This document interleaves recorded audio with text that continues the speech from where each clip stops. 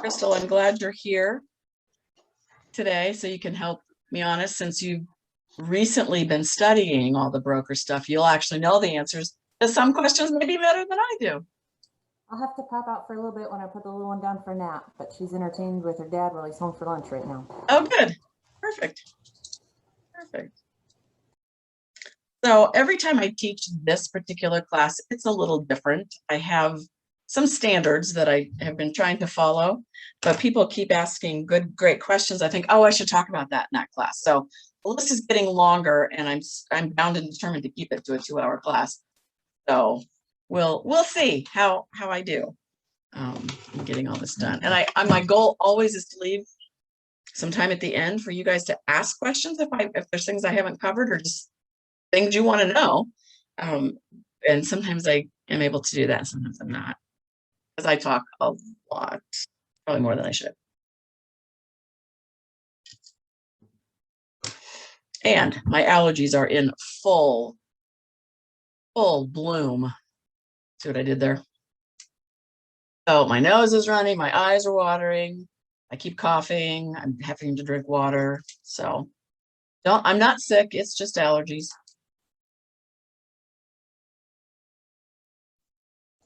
Mine are miserable. And speaking of studying, that's what this whole stack right here Is that is all the brokers. all of you keep Crystal in your thoughts and prayers. She is studying to take the broker's exam. When I had that for this week, I wasn't doing any BPOs. We weren't going to come into the office, and Mary Kay is so used to the routine. That was not what she had in mind. So no, of course not. Shoes, and we had to go into the office this morning. Did you really? Oh my gosh. That's so cute though.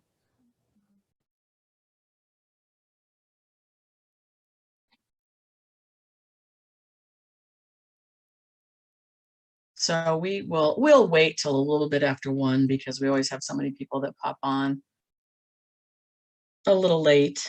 And I don't know how many people we'll have today. So. This is the class I teach that's probably more interesting than all the forms, because I know I bore you guys to tears, right? On that. There's Amanda.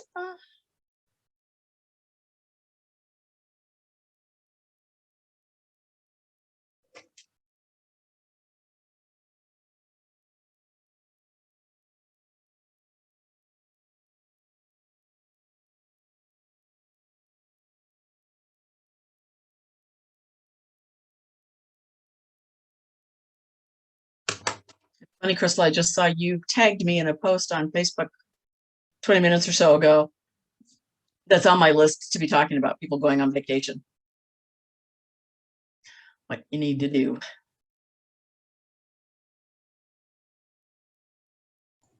Because that was one of the original forms that you had. I think you used to have that form in there, so it's still in my packet. Mm-hmm. I bring it up that it's probably not in what you've sent, but we talked about it. Yeah. Shortly.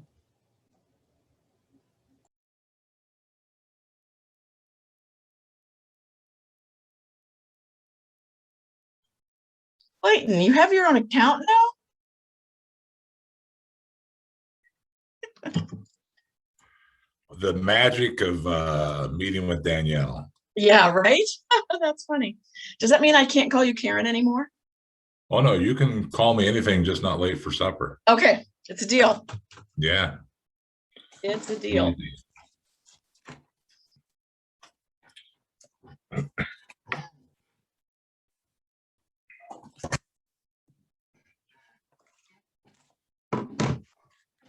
Oh, yeah, but you didn't notice I got my own computer. Yeah, you're right. That's what I'm saying. It doesn't. Yeah. Your name says Clayton now. It doesn't say I know. Karen anymore. Yeah. Awesome. So much for me being politically incorrect.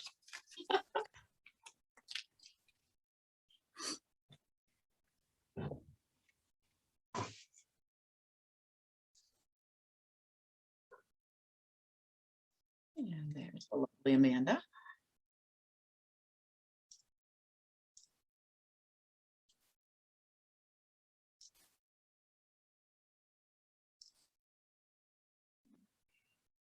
Well, it is 1:01, so I think we'll go ahead and get started. I know a couple of people are going to pop in late. They texted and told me they were. So I will be watching to let them in. And I'm not sure how many people are coming today. So, all right. So this used to just be called Broker Q&A. And we all decided that was a too boring name for class. So I think Danielle renamed it on the calendar to You Don't Look Good in Orange, or Do You Look Good in Orange, or something like that. And I did take a class that was titled that, taught by a real estate attorney at the IAR convention a couple of years ago. And so that title's always kind of stuck with me. Yes, the biggest part of my job is to make sure you know what you're doing. That's why you all come through my forms training classes, so you learn how to fill out all those forms. It's also to answer questions when you get in those little sticky transactions that you're not quite sure what to do with. That's the other role, but it's also to make sure that you are all doing things correctly in terms of the law and in terms of the code of ethics. And some of it is state law, some of it is federal law. And so that's where the whole keeping you out of orange comes in. So that's a big part of my job. So I just have a list of a few topics we're going to touch on. We could probably teach whole classes on some of these topics, but we're going to hit the high points and give you enough to know what you should do, and that if you question what you're doing, that's probably a time. Let's not do that. Let's ask Jeannie before we go any further with some of these things. And then we'll just see how much I've got all kinds of things. We'll just see what else we get through. And obviously I do want to answer any questions that you have as well. And so do not hesitate to unmute yourself and interrupt me while we're going through all of this today. Hopefully, if I don't talk too much, there will be a little time for Q&A at the end of class as well. And I also want to make sure that does everybody in here know how to get a hold of me? You've got my email address, you've got my phone number. Okay. And you're allowed to use them. I am not one of those brokers. I have been even before I was a broker, and I'd be in a transaction with another co-op agent and things were kind of going sideways, and we couldn't figure it out. We tried to figure out what to do. And I can't tell you how many times in the course of my almost 21 years in real estate that I would say, have you asked your broker about that? And the response I've heard is, oh, I can't call my broker. I can't bother my broker about that. So I just want you to know, if you ever hear that from a co-op agent, I'd start trying to recruit them to KW, because if they've got a broker who will not take their calls, if they feel like they're bothering them or that their broker will think less of them because they had to ask a question, they're in the wrong place. And I am definitely not that broker. I try to be as available as I possibly can. I do still have a business. I'm a buyer's agent, so I do still work occasionally showing houses and writing offers that won't get accepted because we're going up against 49 other people this weekend. And I do have a family, but it's kind of been my mission, is to make sure that I'm the broker that you can depend on.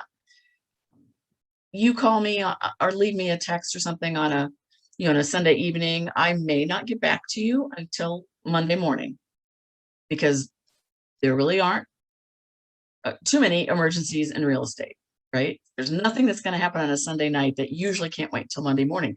But if you send me in your text and say, 911, or I do need to hear back from you tonight, I will make sure that I get that done. If indeed it truly is an emergency. I don't want you out there guessing and making mistakes or not feeling sure of yourself in doing something in a transaction, or even just in front of your clients. Sometimes you want to make sure you're giving the right information.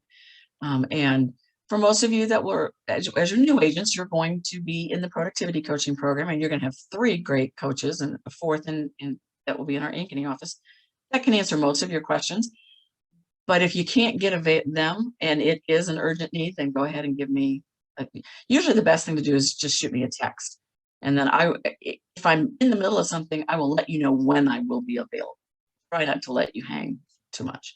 Every now and then I do turn my phone off for, an hour. Not very often. So with that, let's dive in. The first thing I wanted to touch on today is fair housing, the Equal Opportunity Housing Act. We talked about that a little bit when we were doing listing agreements and how you write up your comments and the word. I handed out to everybody a list of words that you can use with caution, and ones that you cannot use, words and phrases. But today I want to dive just a little bit deeper than that and talk about, I'm not going to bore you with all the facts of the law. You guys already passed your license, so you had to memorize some of that stuff, and you've now deleted it from your memory bank. So we won't go back into that, but the thing we need to remember is our responsibilities. And the Fair Housing Act, and we're talking about it primarily in terms of buyers and sellers here. It also applies to landlords and tenants as well, but we're going to talk about it most as it applies toward buyers and sellers and realtors. Basically, there are 3 classifications of people who have rights and responsibilities. So one would be the home seller, one would be a home seeker, and the real estate professional. So the home seller, they have the responsibility and a requirement under the law to not discriminate in the sale, rental, or financing of a property on the basis of race, color, religion, sex, handicap, familial status, national origin, and in the state of Iowa, what do we add in the state of Iowa? Who remembers? Anybody remember? Sexual orientation. That we cover that here, okay? So if you have a home seller and they try to give you as their agent any limitations bound by of those classifications that are covered under the law, you are bound by the law not to discriminate. And you need to inform them of their legal obligation not to discriminate.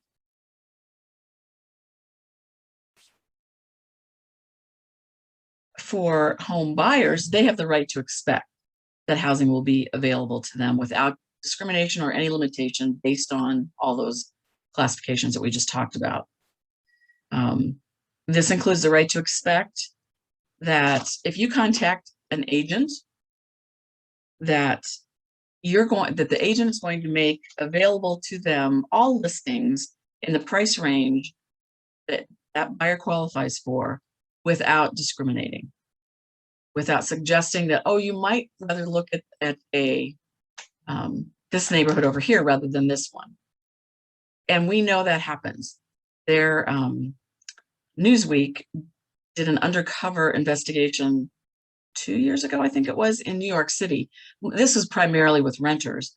And the things they uncovered where real estate professionals were trying to steer both buyers and renters into neighborhoods that were more predominantly had the same ethnic background or socioeconomic or any of those things that you might think about, religious even. It happens. I don't know that it happens a lot in Des Moines, Iowa, but it happens. And so you as a real estate professional need to make sure that you are making sure that your sellers know that they legally can't discriminate, making sure that your buyers understand that they can't be discriminated against, and that you are prohibited by law from discriminating on all of those bases as well. And a request from a homeowner for you to act in a discriminatory manner, you cannot legally fulfill that request from that homeowner. So if you have a seller that tells you that they don't want to sell their house to any of those purple people or any of those green people, that they're only willing to sell their house to the yellow people, that is discrimination under the law, and you cannot participate in that. So once you explain to them that that's illegal for them to do, and that it's also illegal for you to do, And there could be fines involved and loss of licensure on your part. If they want to persist in that, then your best bet at that point is to walk away from that. And I know it's tough to fire a client, it's tough to walk away from a potential commission, but the flip side would cost you so much more money if indeed there was a fair housing discrimination like filed against you. Okay. So that's the key thing. The other thing is just a quick reminder about when you are advertising your listings, you need to make sure that you are describing the features and the benefits of the property and not talking about who might live there. If you do that, that is so simple. If you can keep that little gem in mind, you won't run into any issues at all. So the example to that I think I probably give in forms training is you got this house with a lovely fenced in backyard, and the temptation, and you're going to even see it on our MLS. There are going to be agents that will say a large fenced in backyard for the kids. Don't do that. Just say large fenced in backyard. So I don't have any kids. I want a large fenced in backyard because I want privacy. Crystal has dogs and a kid. She may want a large fenced in backyard because of that.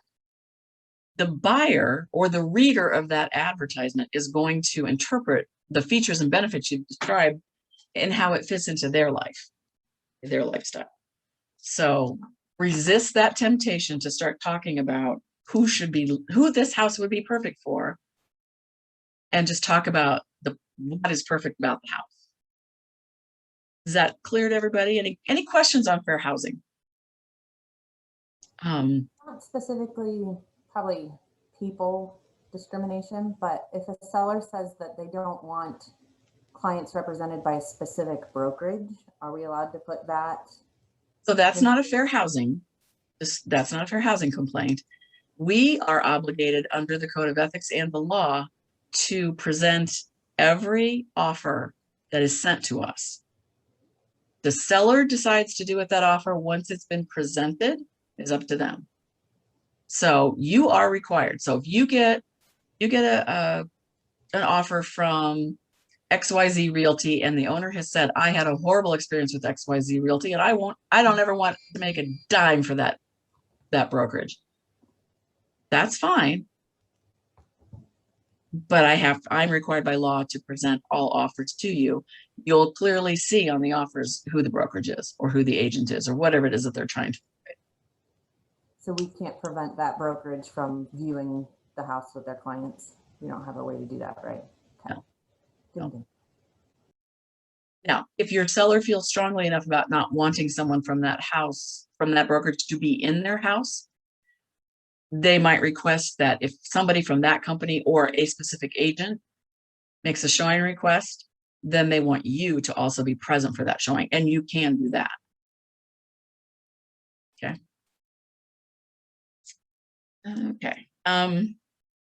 So any other questions on fair housing?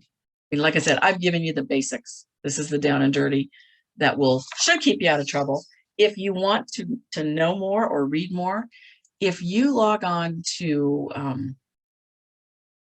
the NAR website, National Association of Realtors website, there, and just Google any topic you might think of. But if you Google fair housing, you're going to find articles and videos and explanations and all kinds of good info. I would totally bookmark the National Association of Realtors website on your computer, because I guarantee you have a question about something, and especially when you're talking about the legality of things. They've got a really dynamic, theirs are called Window to the Law, I think. And then our Iowa Association of Realtors, the same way.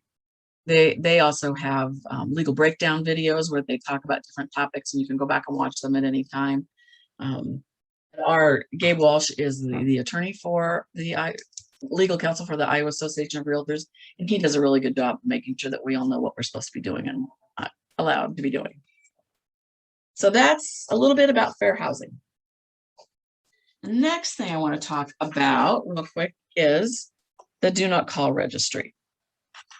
This is another way that you can get yourself into enough trouble, cost you a lot of money. So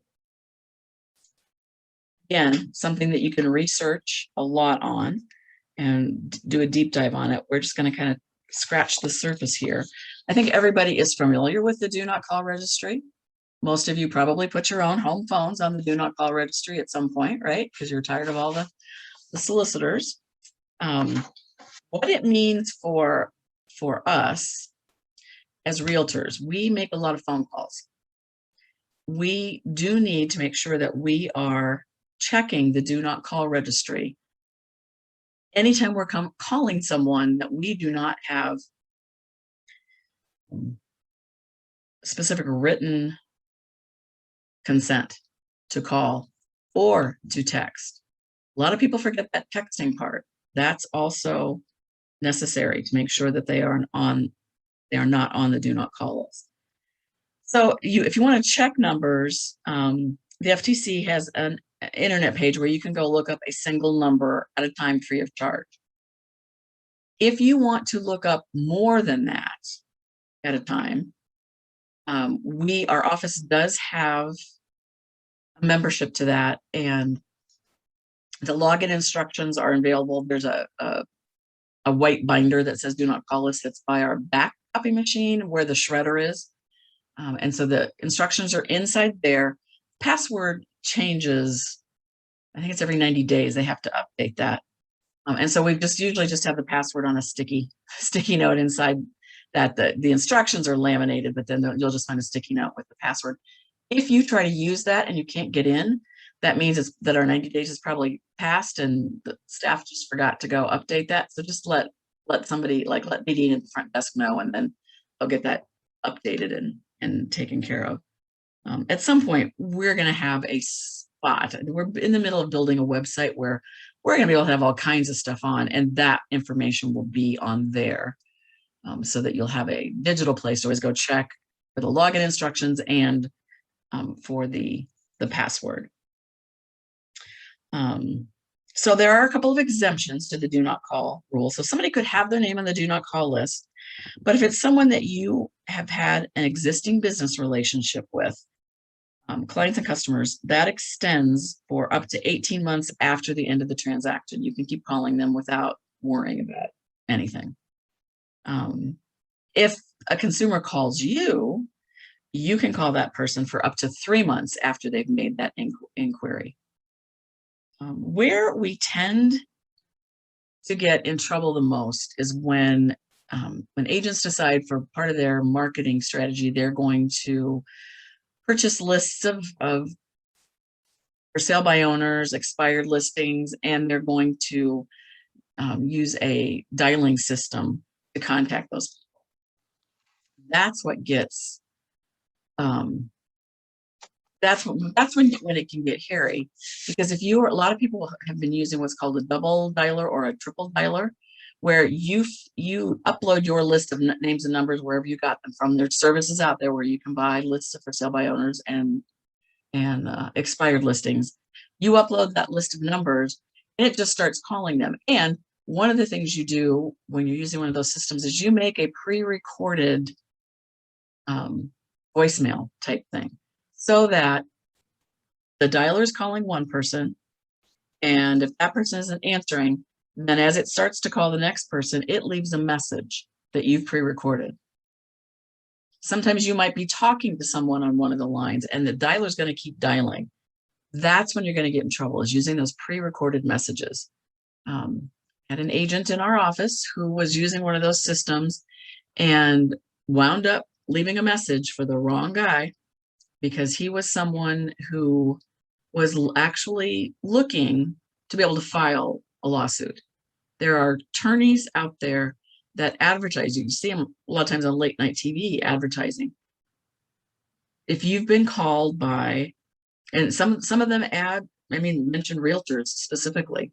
If you've received calls from a realtor and they've left you, these types of voice messages, they're looking for people to put into a class action suit. This individual was using a triple dialer. He was using the electronic voice message. And he had actually spoken to this individual previously, but was following up using this dialer system. And that's when he got dinged. He is still in the middle of a lawsuit. It's probably going to be a $40,000 plus fine. So it's nothing to mess around with, right? Sometimes when I teach this class, people get so afraid that they just won't ever pick up the phone again. And you shouldn't do that. But you just should be careful and know to check that do not call registry. And I would just say, don't use triple dialers. There's a couple of them out there. One's called Mojo. That's the one that this one was using. I can't remember. There's several of them out there. They tell you that they're scrubbing their lists, but they really aren't. So if you wind up talking to someone and they say, hey, please, I don't want to be called by you or anybody at your company.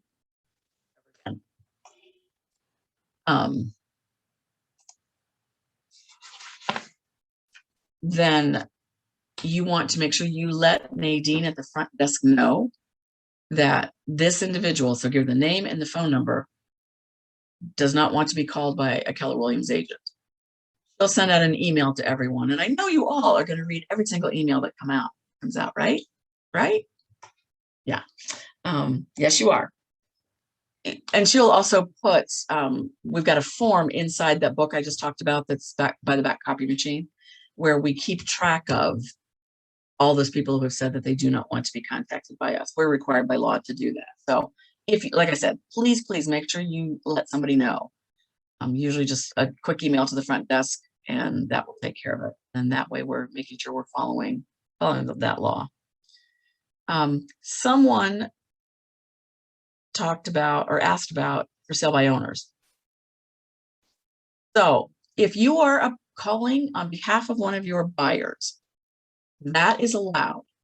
You can call a for sale by owner, even if they're on the do not call list, if you have a buyer that is potentially interested in their property. You cannot call them, offer your services to list it. That is in violation of the law.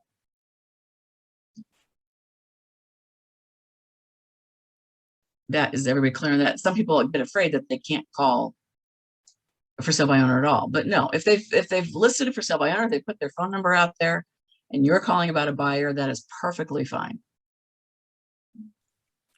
We talked a little bit about this when we when you did the ethics thing in the Yes. 12 deal. Yeah. And I thought you did a great job of really stressing that not only are you calling on the behalf of a buyer, you better really have a buyer. One. Like Correct. have one that wants to go see it, like not a fan of one that you're going to try and get. Right. I thought that was very helpful. So yeah, thanks. and so true. And I think there are a lot of agents out there that do that. They just pretend they've got someone. Now, if you're upfront and honest and say, I don't have a buyer right now, but I'd sure like to come and see your house so that if I find a buyer, I'll know if your house will be a good fit. Would you mind me coming to preview it? That's fine, as long as you're not setting up that preview under false pretenses, because your plan is to get there and then just start beating them up to list. Don't do that. That'll get you. That could get you in trouble as well. Okay. Sophie asks, if you have a Facebook ad and you get a lead off of it, are you good to call that individual? Yes, they contacted you. They gave you their contact information. Yes, you are. Same thing if you've done an open house and you've had a sign-in sheet and somebody signs in and leaves you their phone number, and well, hallelujah if you actually get a real phone number, because half the time that doesn't happen. But if you do have real live information, yes, you can call them. I was at a class about do not call stuff at Keller Williams Family Reunion 2 years ago when we were in Dallas. They suggest that if you use a open house sign-in sheet, that somewhere on there you've got verbiage that says, by providing me your information, you are allowing me to contact you, or some such, probably something better than that. But just so that it's very clear that, yep, you give me your phone number, then I am going to likely be calling you or texting you. And remember, texts are not exempt from the do not call list. They are, you also have to make sure that, in fact, you can't legally text anyone without their written permission. Not everybody has unlimited text, right? Some people have to pay per text. So that's why that is there. So always a good idea on those open house sign-in sheets to have some verbiage that says, by giving me your phone number, you are, you know that you could be contacted either with calls or texts. Okay. Some people have asked, can I still call expired listings? So that is a little trickier. Yes, you can call an expired listing from your brokerage for that 18-month period after the expiration. That was an established business relationship. But you can't call an expired listing that's on the do not call registry from another brokerage. Okay. And so while we're talking about calling expired listings and expired listings from a brokerage, let's also just talk a little bit about KW culture. So one of the things that we always want to do is support each other. And in an instance like that, so Crystal, you just lost that listing. That nice big one you had, they fired you, or that expired. It's off the market now. And I noticed that it's come off the market. But I'm not going to call those people, even if I couldn't find their number, until I've talked to Crystal. I'm going to give Crystal a call and say, hey, what's the deal? I see you lost that listing. Are you getting ready to relist it? Because sometimes things expire and they just haven't signed the listing extension. So I'm always going to call my own Keller Williams agents and find out, why is this expired? And if they actually fired you, or just, it was a bad ending, it was a bad divorce, I'm going to ask you if you're okay if I call them and see if I can't get it listed. And Crystal might decide, yeah, I'd love to see if you could get it listed. And I'm kind of willing to help you a little bit. Like, I already had great professional photos taken, things like that. I may even pay her a little referral fee if she winds up helping me to get that listing. But I am never going to just call a listing that she lost cold turkey and try to get those people to list with me. So always have the courtesy to call your fellow KW agent, find out what the situation was, why it's expired, are they for sure not getting it back, and then let them know, hey, I thought I might give them a call. Are you all right with that? That's what we do for each other. Yes. So I had an example with my script partner. We were scripting and she said, do you know anybody, blah, blah, blah. And I said, actually, my sister-in-law is selling her house for sale by owner. If you want to call her, give her a call. She called and my sister-in-law said, if anyone sells my house, it'll be my sister-in-law. So Carol calls me back. I list their house. I give Carol a referral fee. See, that's what we do. That's what we do. That's how we take care of each other. You're not going to find that everywhere else out there. There's a lot of cutthroat. So that's because there's a reason they call our big convention every year family reunion. It's because KW does have that family feel. We're going to take care of each other. Thanks for sharing that example, Shar. That's just a quickie on the do not call. And again, if you want to dive deeper, there's plenty of articles out there that you can read to get more information on that. Okay, next thing I want to talk about is, let's talk about Facebook for a little bit. Somebody already brought up the ads, but let's talk about, first of all, let's talk about compliance for Facebook. And really any social media. So anywhere that you've got a profile out there, so Facebook, Instagram, LinkedIn, you name them. Those are the only ones that I even know about because I'm old. But you young kids, oh, TikTok, I guess. I don't know. I don't know any of the other ones. But here's what you have to do. If you are going to be advertising real property, this is according to the law, you have to make sure that it is super easy for any consumer to understand that you are not your own brokerage and that you are a licensed realtor. So you have to have within your profile, your about section, somewhere on there, it has to have obviously your name. You have to have your exact brokerage, not just Keller Williams Greater Des Moines. Those of you who are in Ankeny, even after the merger is all complete, you can still say Keller Williams Ankeny Metro because that's a branch. It's not a branch office, but the terms of that the commission uses, it is. So that is why it's still legal for you to use that in your advertising. And you have to have the words licensed in Iowa somewhere that a consumer can find that within one click.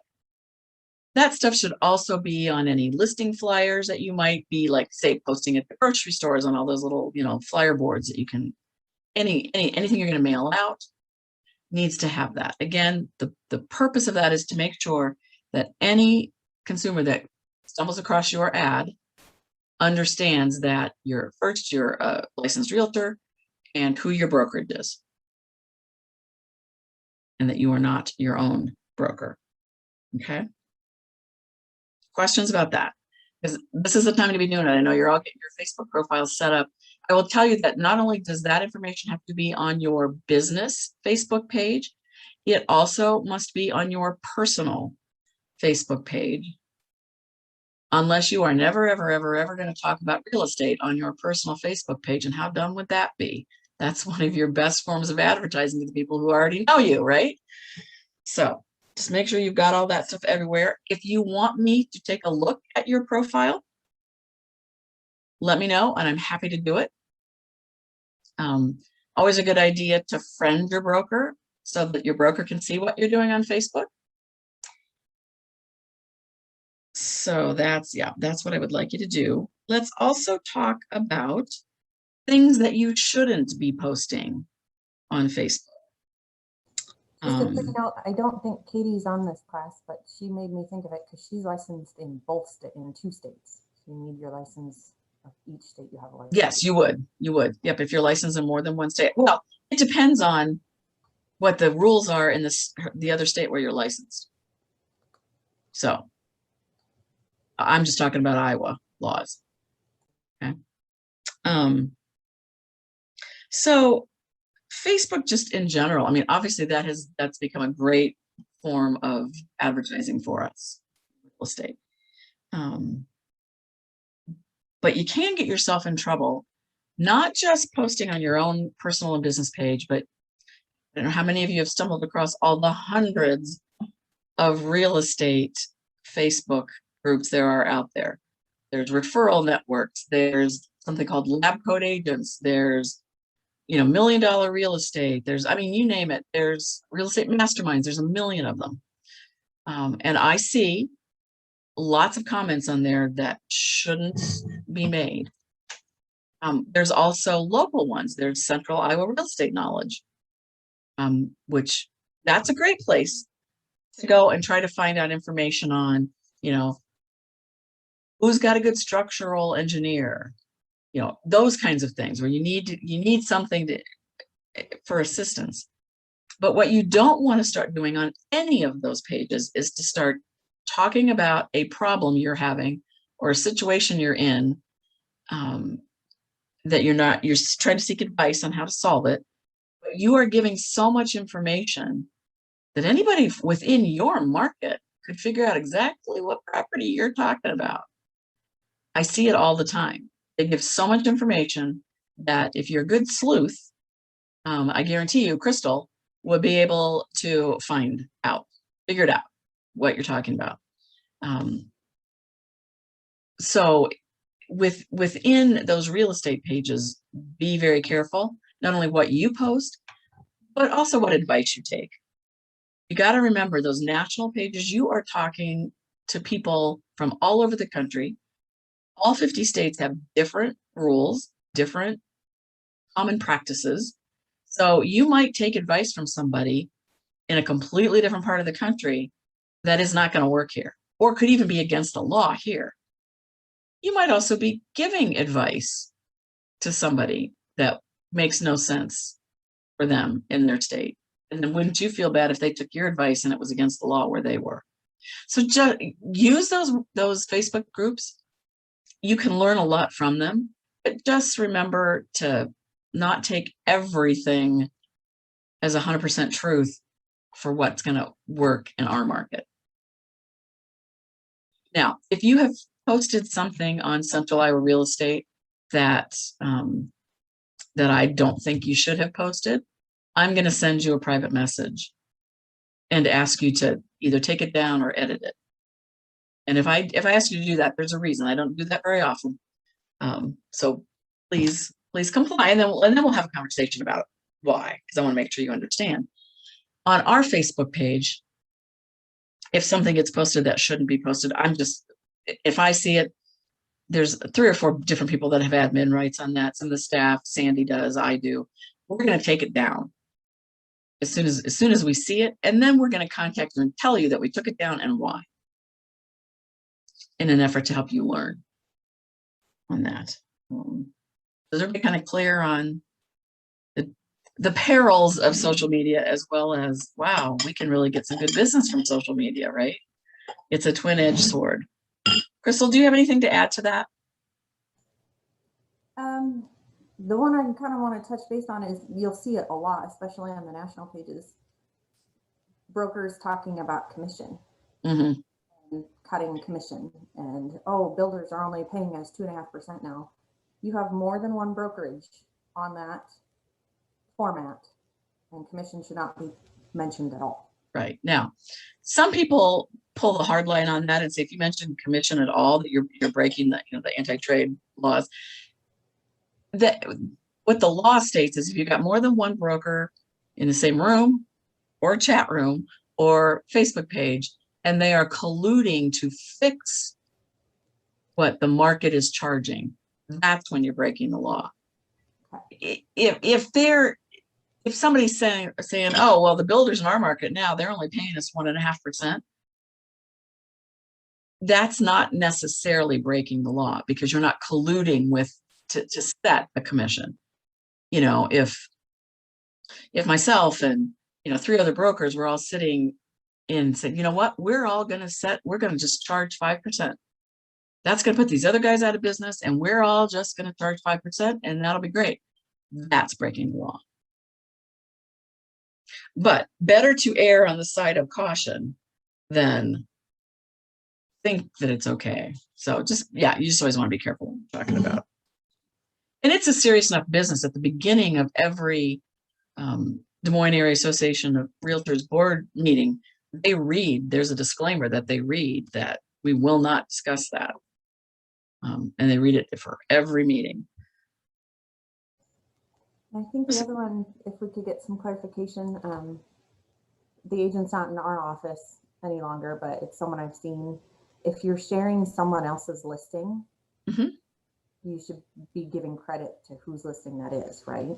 Correct. So if you see another agent post their listing on Facebook and it's shareable and you decide to share it, well, first of all, what you really should do is message that agent and ask, do you mind if I share your listing on my page?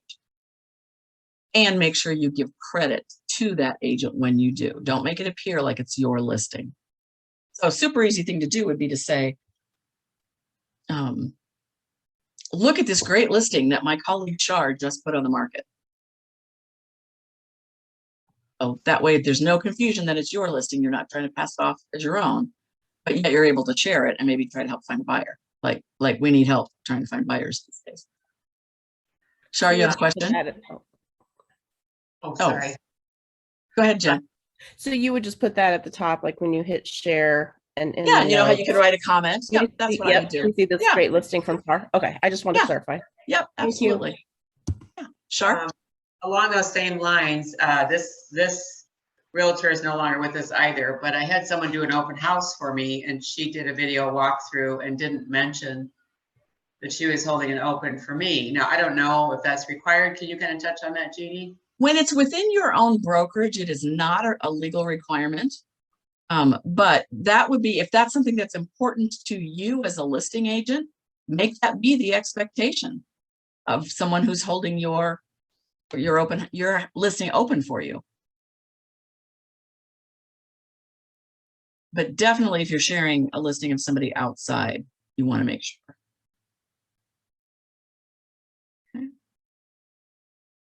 Okay, let's do a real quick talk about trade names versus LLCs.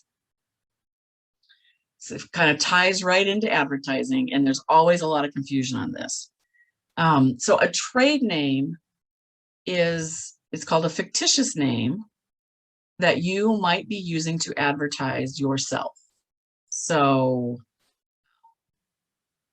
if you are using something other than your first and last name, or your first and last name, comma, realtor, then what you're using is called a trade name, and that must be registered with the commission before it's legal for you to use it. So an example would be, let's say, I'm just trying to think, like any of the teams in our office that you see, but there are also some individuals like Carol Lundy Real Estate. So she could just be Carol Lundy. She wouldn't have to have a trade name, but she wanted it to sound more like a business name. So she's registered that. The way you register a trade name is through our brokerage. Your brokerage will own that trade name. Now, if you leave us, we cancel it and you can renew it again with whatever other brokerage you go to. But it does belong to us. For whatever reason, that's how the state chose to write the rules on trade names. I have no idea why they went that route, but that's what it is. It costs you $50 to register a trade name, and that stays. It's kind of like when we renew our licenses. Every 3 years, you're going to have to renew that and pay the $50. But it doesn't coincide with your license renewal dates. It coincides with the brokerage. So for example, the AW Greater Des Moines just renewed at the end of last year. So all of those people that renewed their trade names in December, they're good for 3 years. And then they'll have to pay the $50 again when that happens. Here's where the confusion comes. You're going to hear from accountants and lawyers and real estate coaches and all kinds of different places out there are going to suggest that you want to incorporate yourself in some fashion as a business. So you're going to do an LLC, you're going to do an S Corp, something like that. People get confused. They think the trade name and the S Corp is the same thing, or the LLC, whichever it is, and they are not. And they cannot have the same name. So an LLC is something that you will create and file with the Secretary of State. You don't have to have an LLC to have a trade name. You also don't have to have a trade name if you want an LLC. You might decide you want to incorporate yourself just as a way, typically it's a way of kind of managing taxes and some legal liability, but you're still going to call yourself Sophie Johnson. You're not going to be Sophie Johnson Group or Team or any of that. But you just want that legal protection. And that's fine. So just so you know, you don't have to have them both. And you can have one and not the other. But they cannot, if you have them both, they cannot have the same name. And a lot of people are rushing out there as soon as they get into real estate. They took some class, they read some book, some article, and they rush out and they register an LLC with the Secretary of State. And that LLC is Jeannie Glazer Real Estate. Well, now I've decided that I want to have a trade name and I want to market myself as Jeannie Glazer Real Estate. So I'm going to try to register that with the Real Estate Commission, and they will not let me because they can't match. So if you ever think that you're going to do one or the other or both at the same time, when you're thinking about the name for your legal name for your LLC, the legal name of your business, think of something completely different from what you might want to market with. Did I completely confuse everybody? Okay.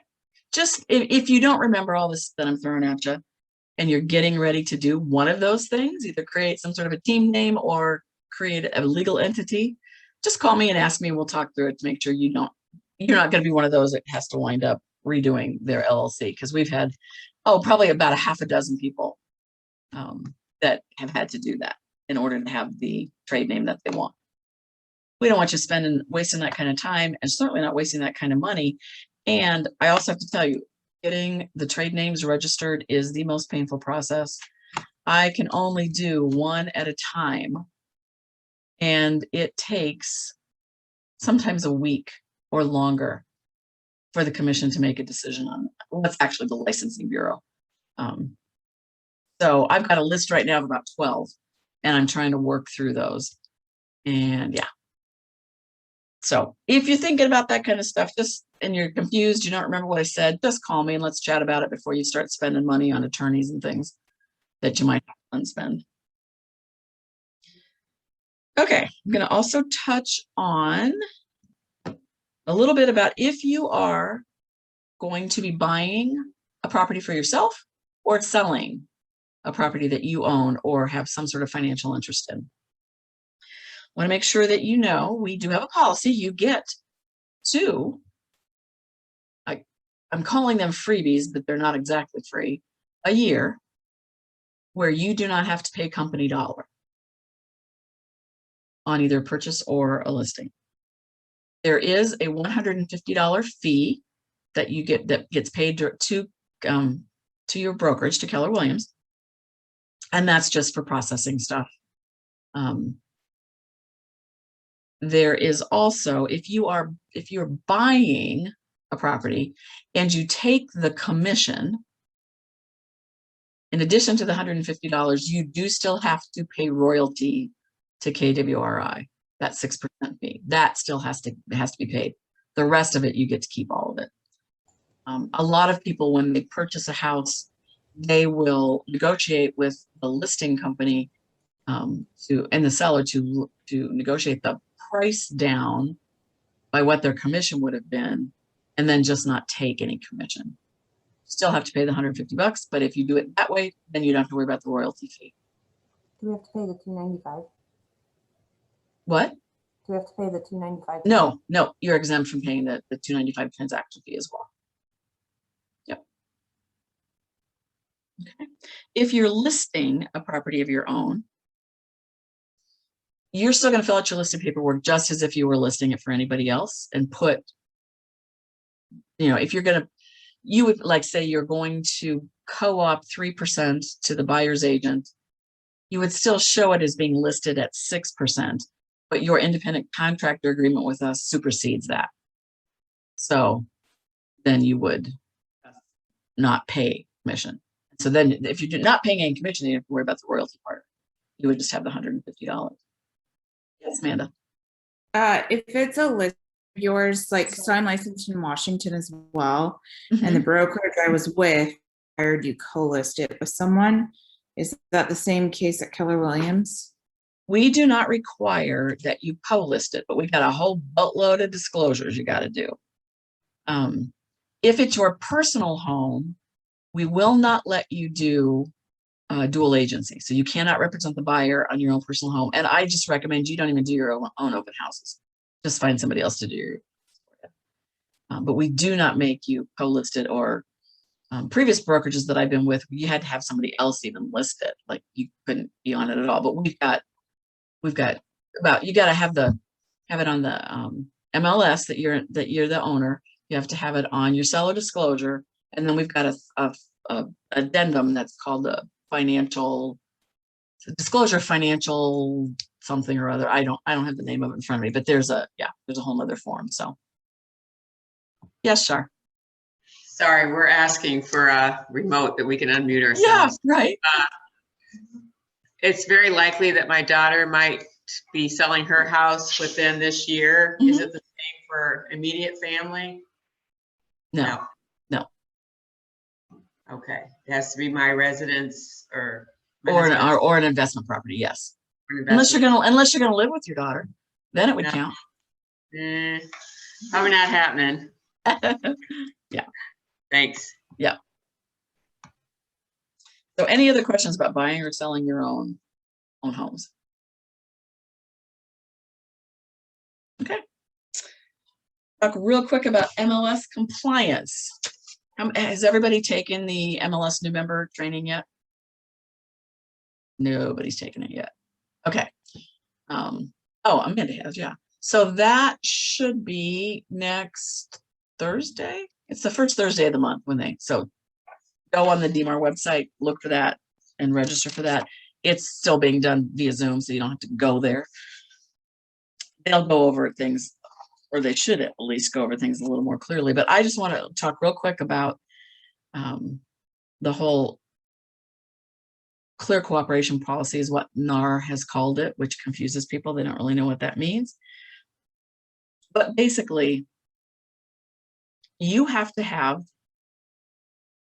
your listing active on the MLS no longer than 1 business day after you first start advertising it. Or to put it backwards, you've taken a listing. It's going to go, it's going to go live on Monday. You can start to advertise it on Friday, because Saturday and Sunday are not business days. Yes, Amanda. Is that why online you see things like coming soon and then the next day it's active? Right. And we don't have a coming soon classification in DMAR. Central Iowa Board of Realtors does. But right now we don't. So you can see, like, you could go out on your Facebook page, on Craigslist. You can stick your sign in the yard. You can advertise anywhere as long as it's going to be live within 24 hours or 24 business hours, essentially, business day. And you won't get in trouble for that. If you stick a sign in the yard and it doesn't go active for a week, yeah, that's going to be a problem. You may talk about coming soon listings within our closed internal Facebook page, as far ahead as you want, but not on Central Iowa, not on any of the other, you can't put it on your personal, no public facing website only.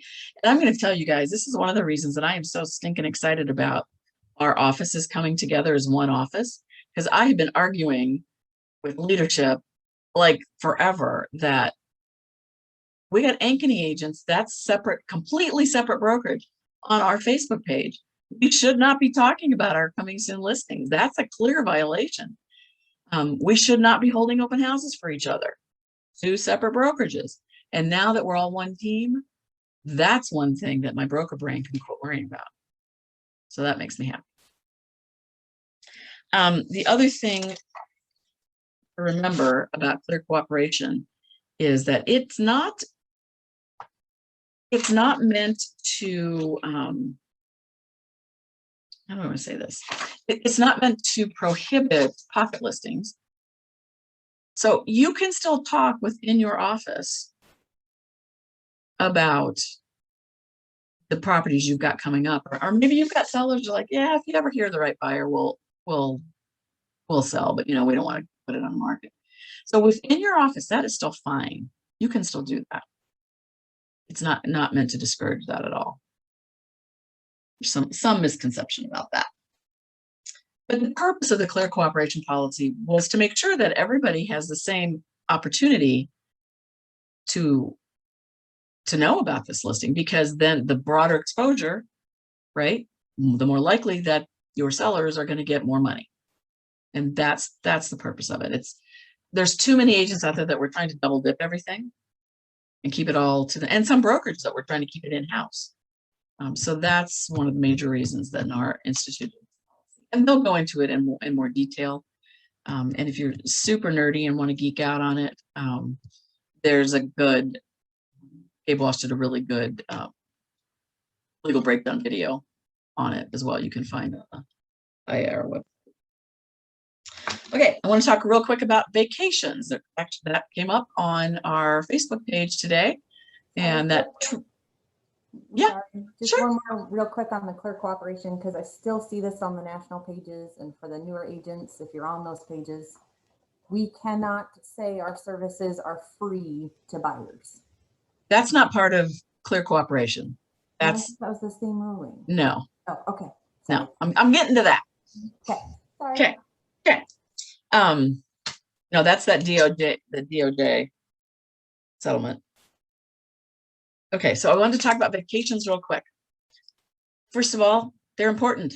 Take them. We get too we get too busy, or we think we're too busy, and we also think we can't ever leave town because our clients will not. They just, if we're not here to help them, then they're just not gonna. What will they do without us, right?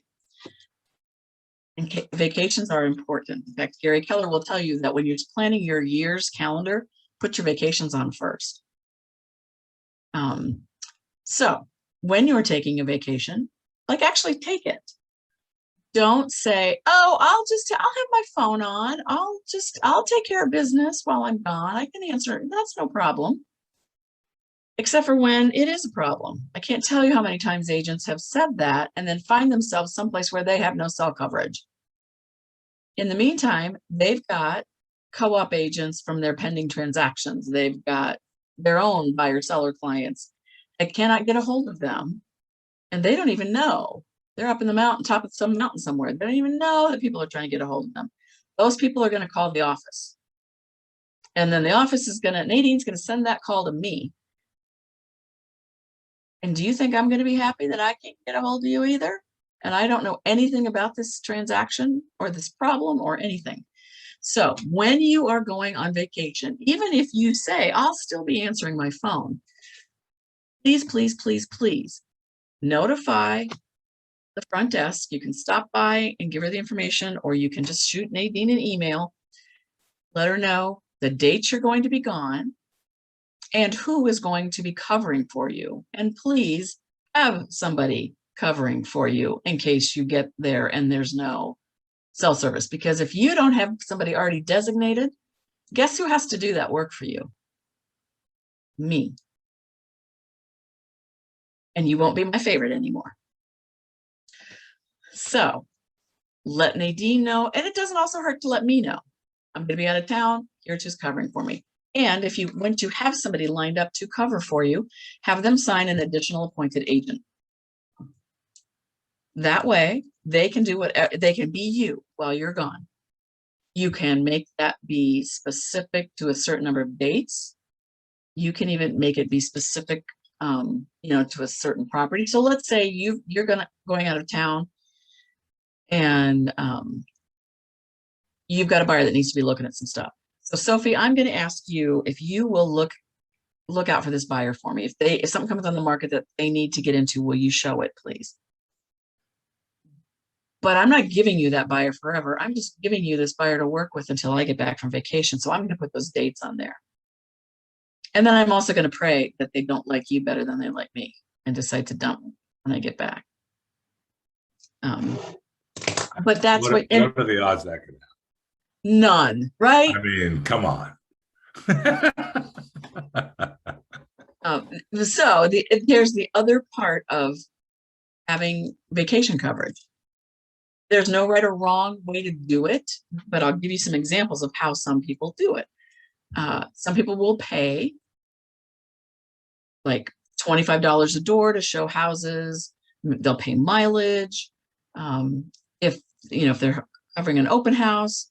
If another amount, if that person winds up writing an offer, you may just cut them in on the commission, you know, doesn't make, or it could be that Ariel, you and I work a lot alike, and I like the way you work and you like the way I work. And we also tend to take the same amount of vacation every year. So I tell you what, I'll cover for you on your vacations and do whatever needs to be done. And you'll cover for me when I'm gone and do whatever needs to be done. And we're not going to charge each other. It's going to be this cooperative thing we've got going on. That can work too.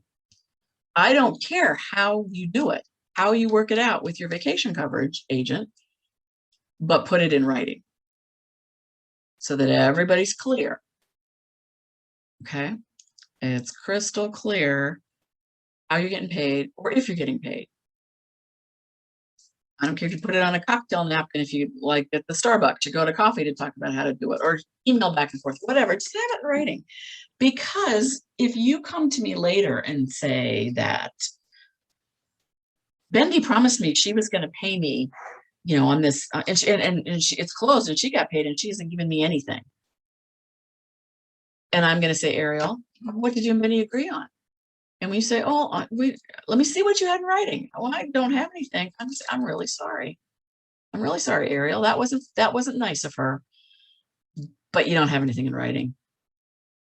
And verbal doesn't count, right? And anything in real estate, including this. Yes, Shar. So our internal Facebook is really a good place for new agents to hang out. So I met a guy that I don't even know, and I opened a door for him on Friday night, and he said to send me his Venmo, and I was expecting 25 and he Venmo'd me 50. And Wow. I'm like, I'll show houses for you anytime. Yeah, right. Right. And then the other thing on that, when you're on vacation, I haven't had this happen yet, but so Carol Lundy's my showing agent. If she writes an offer for me, we have an agreement on how much I would pay her if there's an offer written. But if she does all the paperwork, I would have guessed that would be more of a percentage than if she just takes an offer, right? Again, it's whatever the two of you agree on. Okay, so that would be a separate agreement apart from her just opening a door. Correct. Okay. Yep. All right. Thank Yep. you. And I know we've had agents in the past, newer agents that were like trying to help bolster their pockets while they're getting going. And they created like a menu of services and had set prices. And you could call them up and say, I need, you know, one from column B and 3 from column A from you. And you'd know exactly what their expectation was. And a lot of people appreciated that, knowing that I don't have to guess and try to figure it out. I know what she values her time like any good business person should. So, okay, then I was going to talk about the Department of Justice and the National Association of Realtors. That there has been a class action suit filed. I don't know how long ago that was filed, but it was filed by a seller who felt like he was being unfairly forced to pay a buyer's agent's commission just because of the way real estate is structured in this country, which doesn't work like this everywhere. His feeling was that buyers should be paying their own agent's fees and he should be paying his. So there's a class action lawsuit out there. There's lots of parts of it. We are waiting for the specifics of how now this is actually going to impact us. We haven't gotten those specifics yet. We were told we'd have them first quarter, but we haven't yet. They have to go past the NAR board of directors and then to the Department of Justice to be reviewed and accepted. But what we do know is we are no longer, as buyers agents, allowed to say that our services cost a buyer nothing.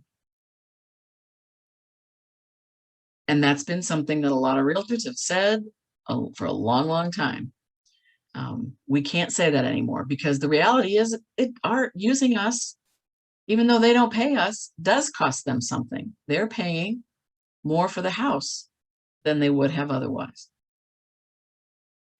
And we all charge a $295 transaction fee or more. We got companies here in town that are charging $600, $700, $800 transaction fees. So to say that our services are free is not true, and is now no longer going to be allowed. And one of the other things coming out of that, they anticipate that we will have to, in some way that the public can see on our listings, exactly what we're getting. So, now we look at a listing on Matrix and see the SC to SF, and we know that that company is sharing 3.5% with us, or 3%, or whatever it is. But that doesn't appear on anything that a consumer can see. That will be changing, and that's going to have to be published, so they will know what we make. Yes, Amanda. In Washington, that they changed it, and it was sort of a big deal, but at the end of the day, it wasn't that big of a deal. Just it came out on like Redfin and Zillow, and had to explain to your buyers or sellers, but more your buyers. Yeah. Yep. So that would have been really nice had that rule been in place back in the day when Keller Williams launched in Des Moines, and there was a certain company that wasn't paying us anything. Would have been really nice if that had been able to be seen by the public, that we were getting $1 for selling those listings. Oh, well. So that's kind of the big thing with the DOJ, and just start training yourself right now to not say that my services are free to you, because they really aren't. And pretty soon the public will see exactly what we are getting, and that will become more and more apparent to them, I think, at that time. Is it? It's 2. I'll do that faster than I thought I would. Okay, now I've just kind of got some top 10 lists that I like to go through. There's a little bit of overlap, but they're just kind of fun. And some great information. Okay. So we're gonna go over the top 10 best practices for risk management. And it says, this article that I printed off says 12, and there's really 10, but I separated a couple not to actually make it be 12. Number 1, develop and use standard procedures with everyone. This is going to help you with fair housing rules, right? If you treat everybody the same. It also will help you, if you're developing and using these standard procedures, you kind of get to where you're not going to need to check your checklist as often, because you keep doing the same thing over and over again. You're not going to forget steps in the way. So develop, create, and use your standard procedures. 2, keep a communication log during your transaction, during every transaction. Any number of ways you can do that. Again, be consistent. It's really important, especially phone calls, because unless you're taping every phone call, and everybody has different memories, right? The telephone game is a perfect example. You see the same thing at first person and the last person, it's something completely different. My best advice with phone calls, especially anything of a potentially problematic nature, is that you follow it up with an email to the person you were talking to. Just saying, hey, just want to make sure we're on the same page. This is what I understood we agreed upon, or this is what we discussed. Shoot that email. That way you've got proof that this is what I understood. Gives them the opportunity to email back if their understanding was different. So try to do that with phone calls. It's also a good idea to even just keep a list of phone calls. Some people carry around a little notebook, and we'll write down the days that they called someone. Now, we all now can go back on our cell phones and look those logs up, but you may not remember what it was you said that day. So sometimes it's a good idea to just have that log and say, talk to so-and-so about such and such. Just a real brief, comment there. When you're using, paperless transaction management system like Dotloop, or, any place that you're storing your files, could be Dropbox, anything like that. If you've got a bunch of handwritten notes about things, just go scan them and upload them into your loop, along with your emails and any other correspondence that you want. Keep everything together. You'll be so happy with yourself that you did that when the day comes, and it will come, that somebody sues you for something. And I'm telling you, it will come. That's why it's important that you can quickly and easily be able to pull all this stuff together. I suggest you investigate and find a text management system that works for you. Some phone services, cell phone services offer those. Some types of phones have them. Neither my phone nor my service has that, but I found one that's works pretty well for me. It's called Legal Text Collector. I downloaded that, and I've got an Android, so I don't know if it worked as well in Apple or not. But I can go back into there. I can select the person or a phone number, and then I can select the time frame, and it will pull all those texts and turn them into a PDF for me, which I can then upload into my Dotloop or wherever.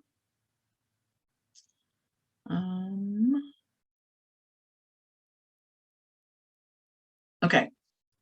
This next one talks about using email to confirm conversations and verbal agreements. Proof of delivering copies of contracts and stuff. We kind of talked about that. But what I want to make sure that you remember to do is always, always, always, always, and you've already heard this from me 3 times, at least if you've taken my forms training classes, make sure you get copies of everything your client signs in their hands in the way that they want it. So you either give them paper copies, you mail them those paper copies, you email them a PDF of it, however they want it, get it to them and do it every single time. I'm just astounded how many times I get a call from an angry consumer because their agent never gave them copies of even the purchase agreement. So I think what happens is you all assume because they're signing things in Dotloop that they can go back and look at those. And they can if they create an account. Otherwise, they have to go back and find every email that you've sent them and click on that, taken to that document. So and just because you're having them use Dotloop to sign things, that does not relieve you of your obligation to make sure they've got easily accessible copies. Same thing with you, keeping a record of your transaction. However you decide you're going to keep records, whether it's Dropbox, Dotloop, Command, paper, nothing wrong with paper if that's what you're going to do. Just make sure you are consistent with how you do it. And that you make sure every single document and important email, any notes get put into that record. And you have to keep your records for 5 years. The office will also have records of anything you've given us for 5 years, but we won't necessarily have your emails and your notes and there's any, trailing type addendums or whatever that didn't get into the loop. We wouldn't have those. Okay, number 5, they talk about the rule of 3. So it's always a good idea to recommend 3 different people for each category. So 3 home inspectors, 3 attorneys, 3 contractors, 3 home warranty companies, 3 lenders. That way you're not making the choice. This is really less about legality and more about what happens when your buyer has a bad experience with somebody that you said is, oh, my home inspector. And I hear realtors talking that way all the time. They've got one guy, they only use this one guy. What happens if your client has a bad experience with that one guy? Who are they going to be mad at? You, because you're the one that recommended it. This goes on to say, even consider creating a disclosure with the companies and service providers you recommend and having your clients sign and acknowledge the choices that you presented. We don't take it that far, but we do have something at the bottom of our lists that say that these vendors have been used by our previous clients who have been happy with their services. So it's not that we're saying they're great. It's our previous buyers, sellers have said these people are great. Number 6, always recommend and encourage your clients obtain a home warranty and a home inspection. If they choose to waive the right for a home inspection, make sure you get that in writing, that was by their choice. Jeannie, I've heard some agents say that they will call and set up the home inspections for their clients. Do you recommend doing that? I don't recommend doing that unless your client asks you to. And that's part of my buyer's consultation. I say right up front, it's your choice who you use. I'm giving you a list of inspectors that my previous clients have been happy with, but you do not have to use one of them. And I want you to be the one to call and set up that appointment so that you can work around your schedule. It's more important that you be available for that home inspection than it is for me to be there. Now, I always try to go if I can, and for sure I go for that last, half hour, 45 minutes when the inspector is doing the recap with the buyers. But I've been doing this long enough, and I've read enough home inspection reports, and especially if they're using somebody on my list, I know I can call them for further clarification if something isn't real clear to me on the report. Like I said, it's the buyers. That's their gig. They're paying the home inspector, and it's their house they need to go learn about. So I want to make sure that they can go when they are available. I also make sure that all my home inspectors have lockbox keys too, so they're not, depending on me for access to the property. And I don't even know if anybody anymore doesn't have. So yeah, have them put something in writing if they are choosing not to do a home inspection. Something more than just checking the box on the purchase agreement. That way it's a real conscious, it's in their head. Yep. Oh, against my agent's recommendation, I'm waiving my home inspection. Ooh, she feels that strongly about it. I better do it. That happens a lot. I haven't had people sign a waiver about a home warranty, but you can use the home warranties have most of them on the page that you would normally fill out if you were going to actually be like mailing the application in, which nobody does because we just order them online. But there is a spot on most of those where the buyer can check and sign that, no, I do not want a home warranty. And that's not a bad idea if they opt to do that. And that's happening a lot in this market. It's one of the things the buyers are doing. Okay, I'm not going to ask for home warranty. That's going to help sweeten my offer a little bit. And I always suggest that, you can buy one for yourself. Wait and see what your home inspection looks like, and you might decide you want one. And that's fine, at that point. But if you're not going to have one, then, let's just check here that you decided against it. Number 7 says disclose, don't diagnose. So you want to be the source of information. Get what I'm saying? You aren't an attorney. You aren't a tax advisor. You're not a home inspector. You're not a structural engineer. When they ask you questions about those kinds of things, they ask you questions about crime statistics. Is this a safe neighborhood? You're not answering that question. You're pointing them someplace where they can get that information themselves. Is this in a good school system? You're pointing them to the source of the information instead of being the source yourself. Let's see. Question. Tammy, at what point would the buyer purchase the warranty for themselves? You can go in and enroll that warranty for them if they decide they want to buy it. And that can be at any point during the transaction. And with most companies, you've got even 30 days after closing that they could enroll that warranty. It should be done prior to closing, because with some of the companies, that 30-day waiting period that starts from when they actually get the enrollment, not from closing. So it's probably better to do it ahead of time. And they can do it themselves as well. You can do it for them. They can do it themselves. If you're doing it, you're going to figure out how to pay, how that's getting paid for. So. Okay. Number 8, educate and set the proper expectations with your clients and customers. For example, explain the short sale process, the pros and cons of purchasing a short sale. Most consumers have no idea what a short sale is. And they can be an interesting transaction, and they're anything but short because it takes forever.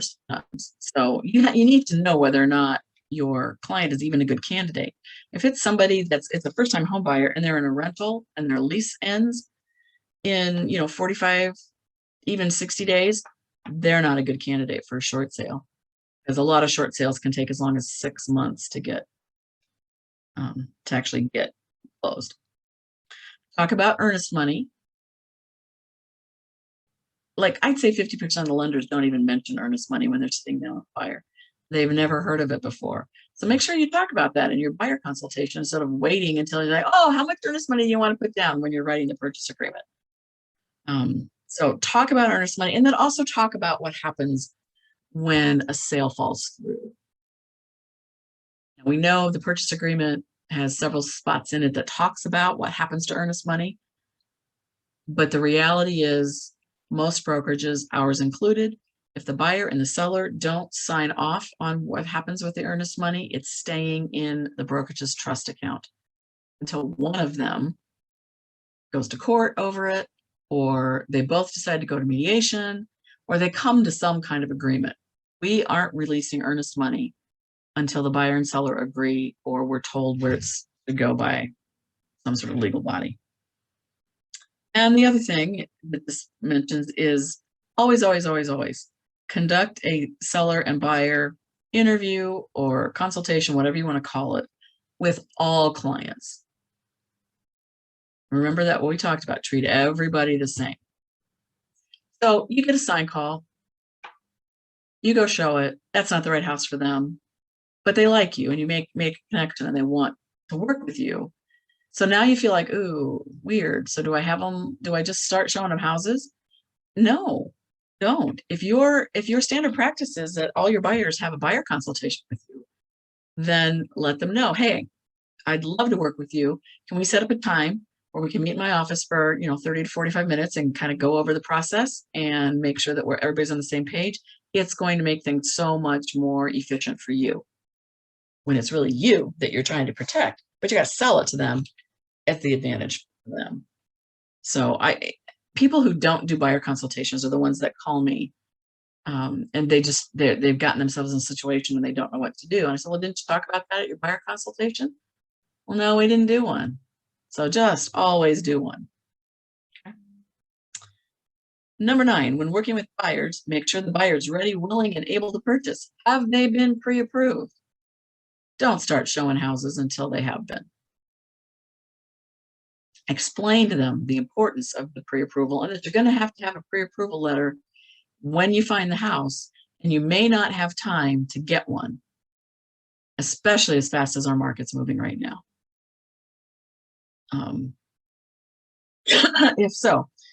If they're a cash buyer, you're going to want to see proof of funds. And I ask for it before I ever start showing houses, because again, for your offer to be taken seriously, a seller is going to want to see the proof that you are a cash buyer. So just get all that stuff up front. When working with sellers, you want to make sure that they're also ready, willing, and able to sell. That's why we do estimate of proceeds. Make sure that they actually have the money, enough equity that they can pay the fees and expenses that are involved in selling your house. If they don't, and they have, they're a little upside down, they're going to have to write a check to come to the closing table. Make sure they have the money to do it or can borrow it from someone. Otherwise, you're wasting everybody's time, including your own. And then you also want to talk with sellers about, you want to explain the differences between personal and real property. You might want to talk about what that means. You might want to show them the section of our purchase agreement where it lists out all the things that are considered to be part of the real estate. You also want to make sure that they understand the purchase agreement says all personal property to be removed prior to closing. So if they think they're going to leave a bunch of stuff in the basement, that maybe is going to cause a problem. Your buyer is going to come and do the walkthrough and you've left all this stuff there. They may not close until you get it out because the purchase agreement says the personal property is going to be removed. This is also the time when you can explain to them about reserved property. So something that might normally be considered as being attached, like I always use the example of a chandelier because I had a deal go south over a chandelier once, so that always comes back to me. If you think you're going to take that with you, the recommendation for me is always take it down now, go to Lowe's, buy something cheap and put that up there because it's human nature. As soon as you tell somebody they can't have something, they want it all the more. So just remove that temptation.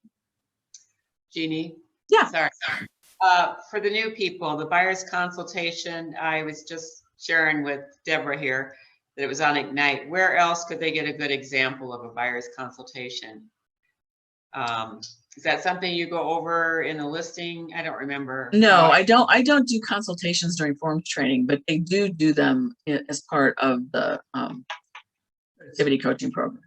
Okay. Yeah, they'll do them. They're available all over the place. On KW Connect, you can find some. Okay.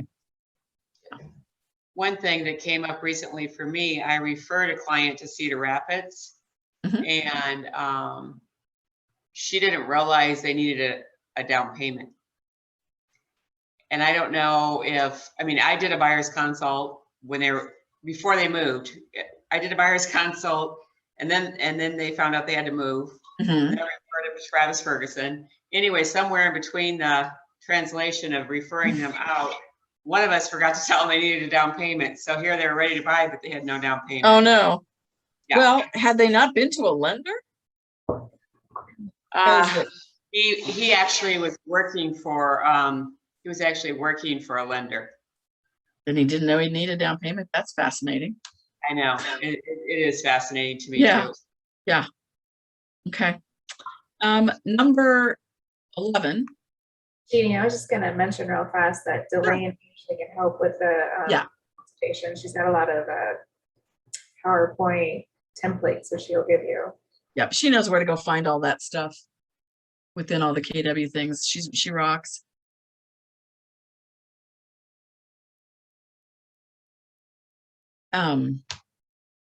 Checklists. Checklists are your saving grace.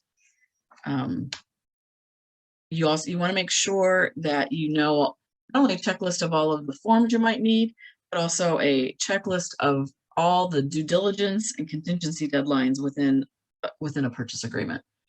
Specifically, keeping track of inspections. When is the inspection period ending?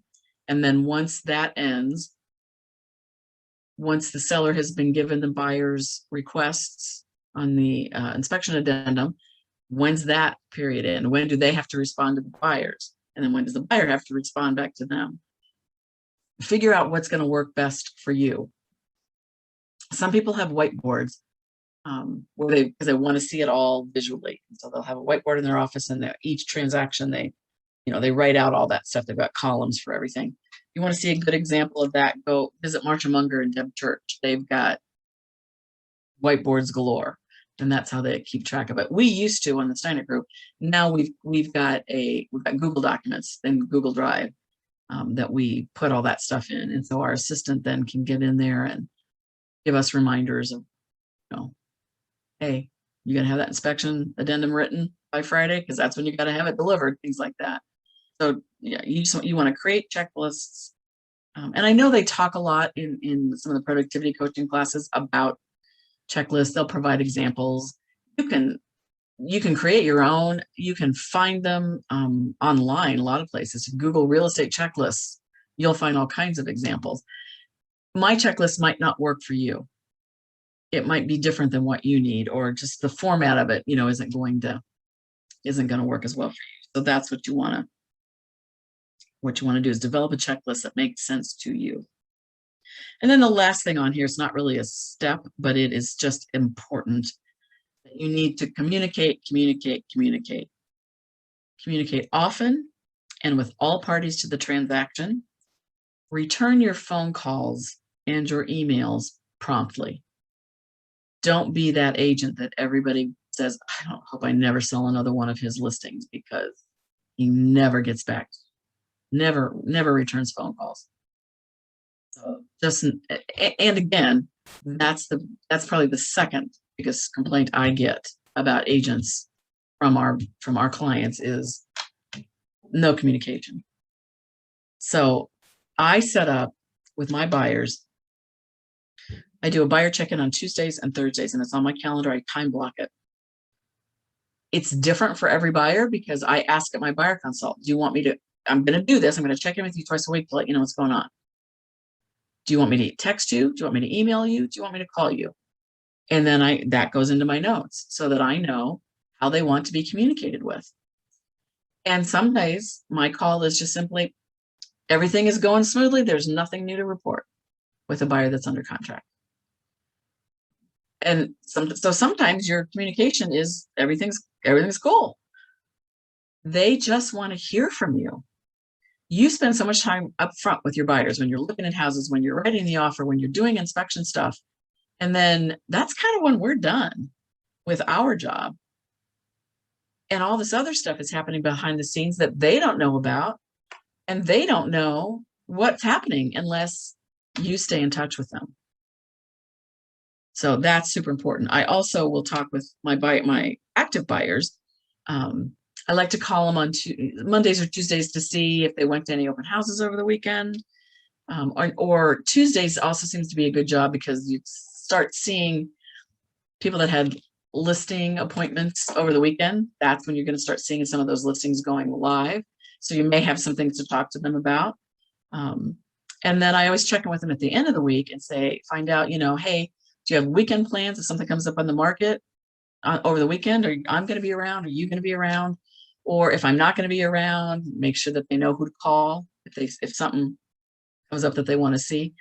It takes you literally 3 minutes to either shoot them a text, send them an email, or do a quick phone call. I love it when they want me to text them because it's so much, because I've got some talkers. But communicating with them regularly and frequently is important. And in the case, hopefully the unlikely case that you don't have an exclusive buyer agency agreement with them, or even if you do, and they wind up walking through an open house, meet another agent, and decide to write an offer with that agent. And oh Lord, if it happens to be on a house you'd already shown them, if you can prove that you've got consistent communication with them, that you have not abandoned them at all, that's going to go towards helping you claim procuring cause and being able to get paid for that transaction. Just simply setting them up on an MLS search and dripping them with listings is not considered constant communication. That can be considered abandonment of a client. Communication is important. What time? Okay, 2:35. Let's talk real fast. No, I'm going to do this real fast. 10 things that can land you in hot water. These are the things that can put you in orange jumpsuits. Failing to disclose a property defect. When clients discover a defect later, they're going to assume that everybody knew about it. So they've closed, there's nothing on the disclosure, and then something goes wrong. They will blame everybody, including their own agents, in addition to the listing agent. Remember, when you are a listing agent, if you know something about the property, if the seller has told you something that is a defect and they didn't put it on the disclosure, now you have knowledge and you have to disclose it to a buyer through their agent. So, easy thing to tell the seller is, now that you've told me, I got to tell them anyway, so you might as well just put it on the disclosure. Number 2, breach of duty. That's a very common lawsuit against real estate agents. If you aren't acting in the best interest of your clients, you can be sued for what's called breach of duty. As real estate agents, we're held to a higher standard of honesty and full disclosure, and any breach of that. And I would say the most common breach of duty that happens is if you, thinking that you're helping a situation, disclose some personal, financial, confidential information about your client to the other side. It happens all the time. Agents talk when they shouldn't talk. So that can get you into trouble. As long as you're honest and telling the truth, and you put your client's best interests ahead of yours, then you're going to be fine. Representing clients in unfamiliar territory. This is against our code of ethics, and it is also a great way to get yourself in hot water. Now, unfamiliar territory could be a geographic area or a market that you're not familiar with, even though you are legally licensed to conduct business in the entire state of Iowa. Do you really know much about the market at Okoboji? Do you have access to their MLS so that you can do good comp? Do you know what the customs are there? Because I'm telling you, it's amazing how many different ways real estate get practiced within the same state. So that's just one example. Another example is you specialize in residential and that's all you've ever sold.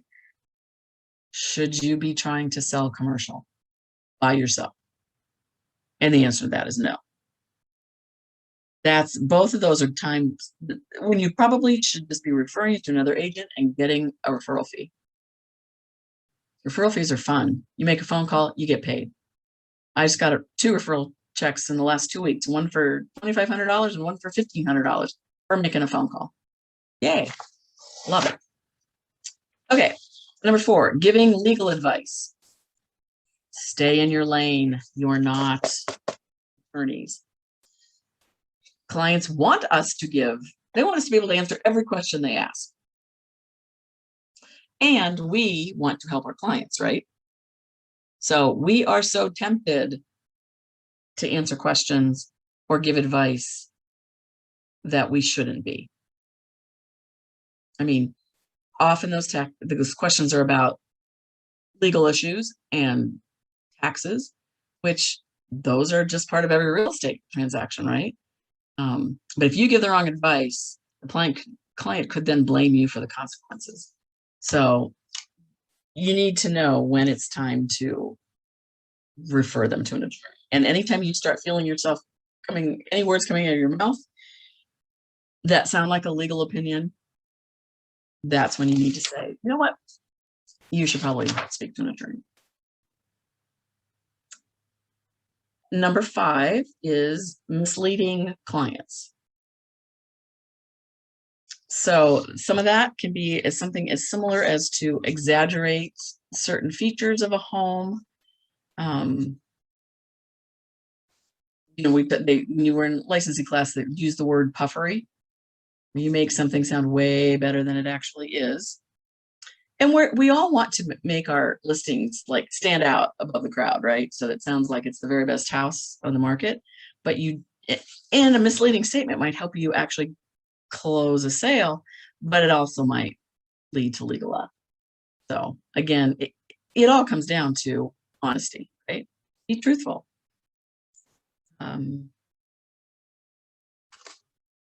Breach of contract. You can be found guilty of breach of contract on behalf of your buyer if you are not keeping track of those contingency deadlines. You miss the deadline for submitting the inspection addendum because you didn't have a good checklist or reminder system or whatever.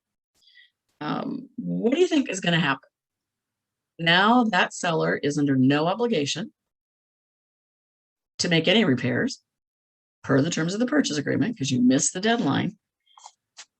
And yet, if the buyers are still obligated to move forward to purchase the house. Again, that's in terms of our purchase agreement. So I'm guessing you're probably going to be the one to wind up paying for any of those inspection items because you're the one that missed the deadline. And in fact, that has happened. We had an agent who used to be in our office and he had left on for, I don't know, not very long, maybe 3 weeks or so. He wrote an offer on another KW listing and he missed the deadline. He forgot he had shortened the time period for inspections from 10 business days to 7 business days. And so he wound up sending the inspection addendum on the 10th business day. The really sad thing was that he had his clients sign it. They'd signed it the night before. So they'd signed it within the time period. He just didn't send it because he wasn't paying attention. And so, yeah, he wound up spending about $3,500, like almost all of his commission, to make those repairs for that buyer so that they wouldn't sue him. Okay. You also want to make sure that you are explaining the contracts to your clients, which is why it's important that you took forms training and that you read all those boilerplate sections that we didn't delve into line by line by line to make sure you understand them. Because we are using a standard form, we should be able to become familiar with it and be able to explain that to a seller or to a buyer or to a seller. And yet at the same time, you also want to point out where it says in that contract, this is a legally binding document. If you don't understand it or if you have questions, please consult an attorney. I always point that out. Hey, I've tried to give you the high points here. The way I understand this contract, I am not an attorney. If you have questions, I suggest that you seek legal counsel. Okay. Number 7, failing to keep your client's data safe. We have 2 key areas to talk about. One has to do with storage, how you store their information. So if you're doing paper files, I'd go through and black out every place you've got a social security number or any kind of a bank account or any personal information. If you are using electronic storage, just know that Dropbox is not considered to be secure enough to store that sensitive information. So before you bundle up your transaction file and stick it in a Dropbox folder, either remove the mortgage release or black out account numbers and such. Those are the 2 biggies we have to worry about. Then the other area is with wiring instructions. Always warn your buyers that you will never send new wiring instructions to them after they have already been sent by the closer. That happens a lot. Somebody's going to hack into your email account and they will create an account that looks so close to yours, like they'll put a dot in, period in someplace that you don't have one. And then they'll send an email that sounds like it's coming from you. And, oh, by the way, here's the new wiring instructions. Please disregard the ones that you previously received. And bam, their money's gone now. So always have that conversation about wiring instructions.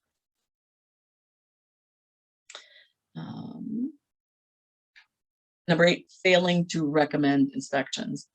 Oh, you're always so tempted if they think that they don't want one, because that's just going to make it easy on you on a lot of reasons. But it could open up such a can of worms and come back to bite you later. So that's why I taught you in purchase agreement class that if your buyer says they don't want to do one, that you have them write it out on a separate piece of paper or in an email, something that says, against my realtor's advice, I'm waiving my right to have a home inspection. That will help you. Number 9 is negligence. So negligence is different from fraud in that it lacks an element of intent, but yet we have certain obligations, the things we have, that we've said that we will protect and take care of for our clients. So if a client thinks that you should have known something and you didn't, or that you knew it and you failed to take an appropriate action or to inform them of something, that could be negligence. Which is another reason to point out, it's one of the reasons, other than the fact that it's required by law, that we carry errors and admissions insurance. Always make sure you renew it. That is on you. Our market center does not renew it for you, but we remind the heck out of it in every December. You'll get sick of all the emails you'll get from us reminding you. And when you renew it, we ask that you send us a copy of the policy. So that way we've got it in your file in case you can't find it if you happen to be one of those people that get randomly audited. Because if you don't have E&O insurance in place, it's a $1,000 fine, and that's on you. So you'll just always make sure you carry it. It's also recommended that you carry a personal umbrella policy of at least $1 million, more if you're working in higher end properties. So that's something to talk to your insurance agent about. They're pretty cheap. They don't really cost a lot, and it provides you some security in all kinds of situations. So that's something that you take a look at. And number 10, bodily injury. So if a client is injured during a showing and you're found liable for some reason, you'll be responsible for reimbursing any costs to the accident. Again, why you want the umbrella policy. So if it's your listing, let's say, especially with a vacant listing, you want to make sure that debris is picked up, that the sellers have got somebody hired to shovel, that the sidewalks have ice melt on them to help avoid slips and falls. Bodily injury claims can also come from undisclosed mold problems. So if you suspect that there might be mold in the property, you probably want to put something in your remarks on the MLS, and then also maybe on the door or inside the door, something stating that there is possible mold and that the buyers should take proper precaution for them. Yeah, so bodily injury is a thing. It doesn't happen really often, but it can be. So those are the top 10 things that can land you in hot water. Now let's talk about, let's see, what time is it? We got 10 minutes. Oh Lord, to talk about when it's time to call your broker. Contract issues, number 1. If you got problems, if you're not sure about the language of the purchase agreement, if you've got miscommunication between you and the other side, if it looks like things are going to go awry, more often than not, you can find the answer if you just carefully read your contract. But if you're still stumped, or if you and the other side are in disagreement about how to interpret something in the purchase agreement, then you call me. Agency issues. So a real estate license is all about representation. And representation in real estate is created through your agency relationships. So obviously we've got appointed agency for both buyers and sellers. There's also exclusive buyer agency, which we talked about on agency day. If you find that you are in a situation where you want to terminate an agency relationship, and it will happen to you, you're going to want to fire somebody at least once in your career. And there's all kinds of different reasons why clients and agents will wind up wanting to or needing to stop working together. Whatever it is, I can help you with that, handling that termination in a professional manner with hopefully not too terribly much stress. So you need to bounce that kind of stuff off of me. That's what I'm here for. And quite technically, only your principal broker can release a client from an agency agreement, as the broker is the owner of all your clients. So if you want to fire somebody, more importantly, if they want to fire you, give me a call and we'll talk through that situation. If it's somebody wanting to fire you, I am always going to try, if you want me to save that relationship. I have had meetings with angry sellers and listing agents to try to work out what the problems were and to smooth it out so that we can just get going on getting the home sold. Sometimes that works, sometimes it doesn't. Sometimes I have been able to convince the client to stay with Keller Williams, but they just need a different agent. And in that situation, then I can usually at least get you a referral fee. So you're not going to lose everything. So anytime you're thinking about firing somebody or they're going to fire you, and please don't let me get blindsided. If you know somebody's really angry at you, call me first and tell me about it. I don't like being blindsided. I want to hear your side of the story so that I can help protect you. So yeah, agency issues, client issues, kind of the same thing. Sometimes I can, help mend fences and keep the thing together for you. Earnest money issues. So if you've got earnest money disputes, let me know, call me. Likely we may have to file an E&O claim in certain situations. And I want you to, right now, I just want everybody to stop what you're doing and hear me when I tell you. Don't freak out when I tell you that we're going to send something to errors and admissions insurance. It's why we have it. It's why you pay that $153 a year. It doesn't mean you did anything wrong. It just means somebody's mad at somebody about something and they're picking on you.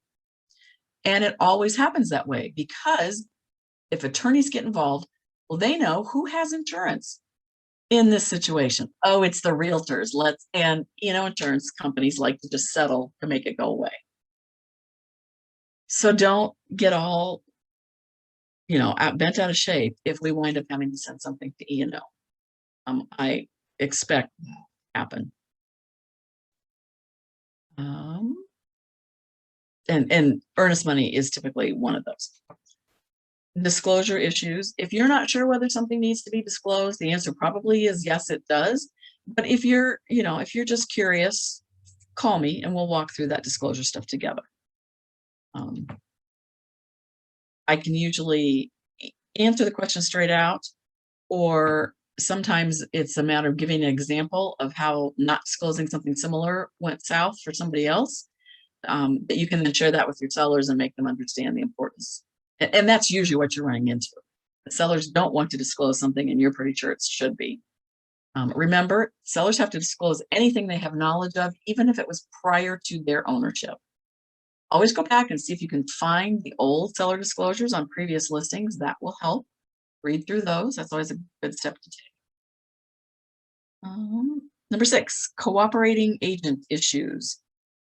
2 of you can't play nice in the sandbox, then it might be time to call your broker. I get agents complaining to me all the time about the other agent involved in the deal. And sometimes those complaints are, they're merited. And other times they're not. Sometimes you're the person that's maybe actually fueling the fire. But either way, if you're not able to resolve any sort of a disagreement or problem with a cooperating agent, call me. Sometimes I can coach you through how to do that.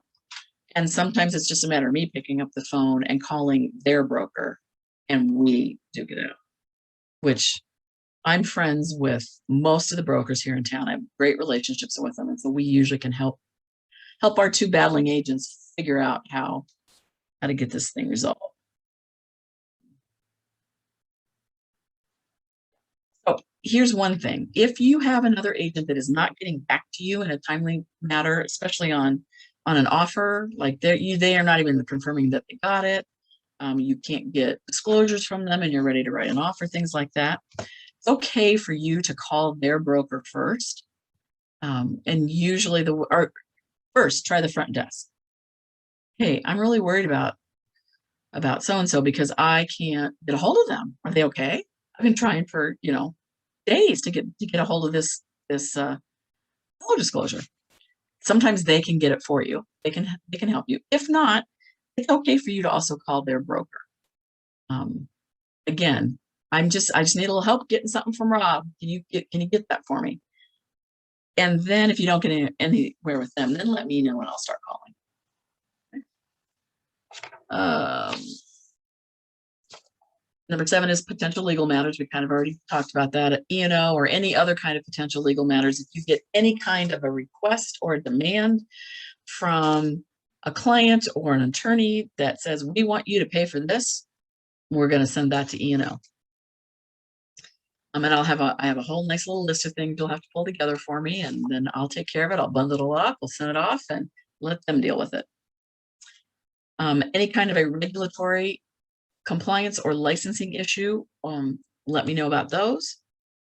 Also, if you are thinking that you want to file a grievance, an ethics grievance against another agent, let me know and I'll help you walk through that as well and help you decide if it really is even an ethics complaint or you're just mad, which we all feel like. And then any dispute that gets adjudicated through the Professional Standards Committee, you want to let me know that that's going on as well. And then lastly, intra-company issues. So sibling rivalry is a thing in real estate companies as much as it is in a family. So if you are having difficulty with an agent, another Keller Williams agent, and typically it's a transaction type thing, here's what's going to happen. We're going to set up a meeting where we're all in attendance. I am not going to listen to you bitch about them and then listen to them bitch about you without us all being in the same room. That's the best way for us to be able to solve problems. You know, I had 2 kids. I had to do this a lot. I'm very experienced at it. Now I have 4 grandkids and I'm still helping to deal with the sibling rivalry. It's always possible that you're not going to see eye to eye with every single agent that you work with.